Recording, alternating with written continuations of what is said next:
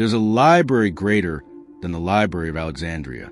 What if the greatest library of the Middle Ages never burned, never vanished, but simply went underground? Hidden beneath the Kremlin, guarded by blood and fear, lies a legendary treasure, the lost library of Ivan the Terrible. Said to contain forgotten Roman scrolls, Byzantine grimoires, and ancient writings from vanished civilizations, this forbidden archive has never been found. And yet, the stories about it have never stopped. If you enjoy diving into ancient mysteries, forbidden knowledge, and lost history, make sure to subscribe and like this video. It helps us explore even deeper. Before he was called the Terrible, Ivan IV was a prodigy. Crowned Grand Prince of Moscow at just 3 years old, his childhood was bathed in blood, betrayal, and isolation. Power shaped him early, but so fez the dark corridors of the Kremlin. Ivan became Tsar at 16, the first to hold the title. A ruler forged in paranoia, obsessed with control and with the unseen. It was during these formative years that the first whispers began. Servants spoke of a forbidden room beneath the palace. Foreign envoys mentioned books no Russian monk could have written. Scrolls in Greek, Latin, even tongues that no one could recognize. There are records of Ivan requesting books from Constantinople, but some say they were never delivered because they were already there, hidden, guarded. Was Ivan the custodian of a secret he inherited, not discovered? And did this knowledge help shape the terrifying monarch he would become? Because when you look at Ivan's reign, something changed. His brutality escalated. His visions grew darker. He created the Oprichniki, black-robed enforcers of his will, who some believe were guardians of something beneath Moscow. And still, no official mentions of a library, just fragments, letters, murmurs in the margins of foreign travelers' journals. Enough to ignite a fire that still burns today. What was buried beneath Ivan's throne? And why did no one dare to name it? It began with a whisper from the ashes of a fallen empire. After the sack of Constantinople in 1204, a rumor spread among crusaders that hidden among the looted gold and shattered icons were scrolls, ancient, untouched, and forbidden, not written by monks, but by philosophers long erased from memory. One scroll, it said, bore the signature of Heraclitus, but referenced lands unknown even to Ptolemy. Another described machines of fire and flight, centuries before Da Vinci would dream them.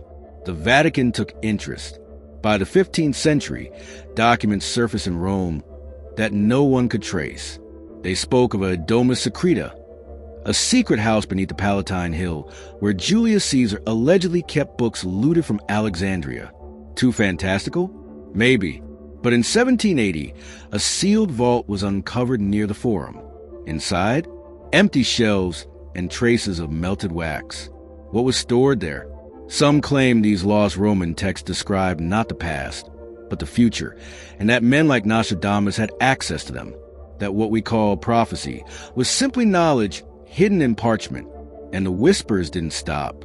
In the private libraries of Renaissance alchemists, fragments appeared, sentences in archaic Latin referencing Codex Nocturnus and Mechanica Obscura. Always partial, always vanishing. If these texts were real, where'd they go? Who was guarding them? And what truths did they contain that threatened empires across millennia? Perhaps the answer was too dangerous for history to hold. In 1929, a dusty bundle of forgotten maps was unearthed in the Topkapi Palace of Istanbul. Among them, a single parchment stunned historians. It was signed by Pyri Reis, an Ottoman admiral and cartographer. Dated 1513, the map accurately depicted the western coast of Africa, the eastern coast of South America, and something more. A landmass at the bottom. A landmass with uncanny resemblance to the ice-free coastline of Antarctica. But how could that be? Antarctica wasn't officially discovered until 1820, over 300 years later. And yet the mountains, the inlets, even the shape, aligned eerily well with modern seismic maps taken through the ice. Pyri Reis claimed his sources were ancient, fragments from charts dating back to the time of Alexander the Great. Did ancient mariners map the frozen continent before it was frozen? Or were they simply inheritors of even older knowledge from a civilization now lost time? Skeptics say coincidence. Supporters say evidence of forgotten global seafaring culture. But what's certain is this: no known cartographic knowledge of 1513 can explain that map. Its existence is an anomaly, one that suggests the past might be far more complex and interconnected than we've been taught. Who mapped Antarctica before we even knew it was there? And why was that knowledge hidden for centuries? That history forgot.